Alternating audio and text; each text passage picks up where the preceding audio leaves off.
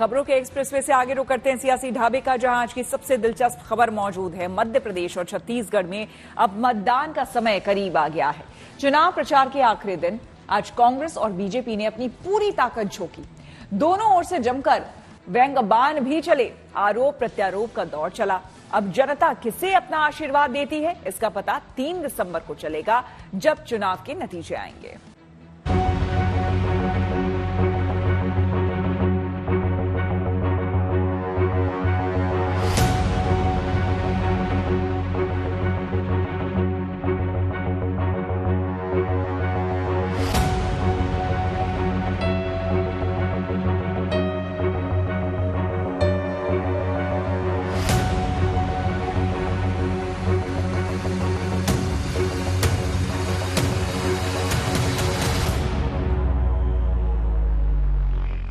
चुनावी दंगल में दावों और वादों का शोर अब थम चुका है।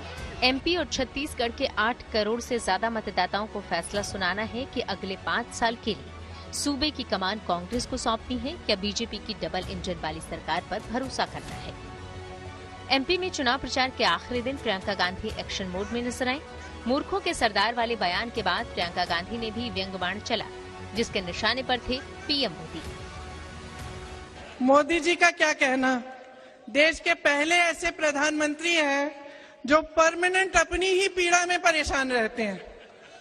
कर्नाटका गए, बड़ी लंबी लिस्ट ले गए कि भाई मुझे इतनी गालियां दी हैं।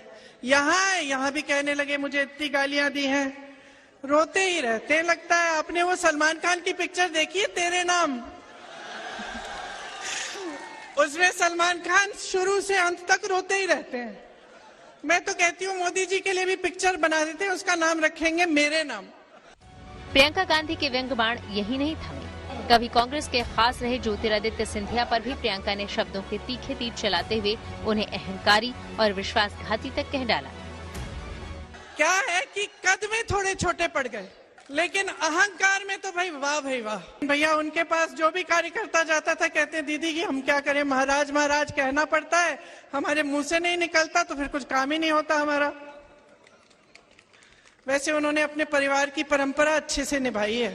विश्वासघात तो बहुतों ने किया है, लेकिन इन्होंने ग्वालियर और चंबा की जनता के साथ विश्वासघात किया है।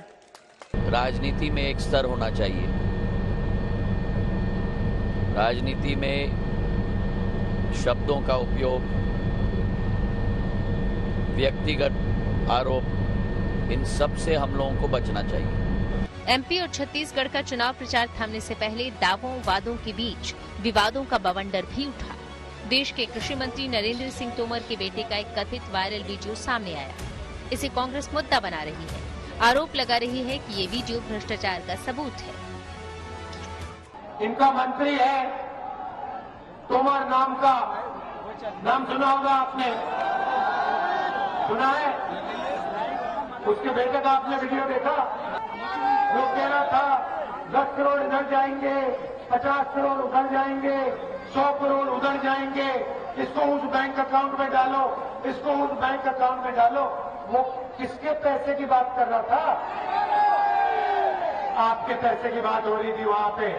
बाकी चीजों के बारे में ज्यादा समझ आया मत करो। जाहिर है कांग्रेस अटैकिंग मोड में है। एक और कांग्रेस किसानों को पीएम की ओर से दी गई 15वीं किस्त की तारीख पर सवाल उठा रही है, तो वहीं पीएम की ओर से मूर्खों के सरदार वाले बयान पर भी हमलावर है। एक प्रधानमंत्री के ओहदे में रह के एआईसीसी फॉर्मर प्रेसिडेंट एमपी को मूर्ख बोलने का ये उनको शोभा देता, क्या बोल रहा हूं? इससे पता लग रहा राहुल गांधी दिन ब दिन उनका इमेज बढ़ते जा रहा। वो तो है ही है, उसमें तो कोई नया बात नहीं है, पूरा भारत का लोग जानते हो। उन्होंने जनता को गाली दी, हमारे नेता को उन्होंने गाली दी, और मोदी जी को इतना अहंकार हो गया कि अपने सामने किसी को समझते नहीं।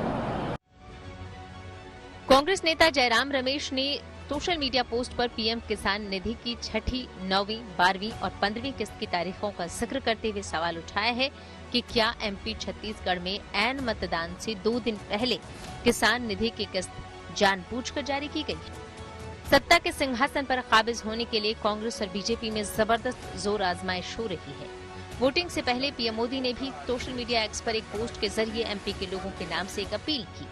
पीएम मोदी ने लिखा कि मध्य प्रदेश विधानसभा चुनाव के लिए इस बार का प्रचार अभियान बल्कि जनता जनार्दन से आशीर्वाद लेने का अभियान बहुत ही खास रहा।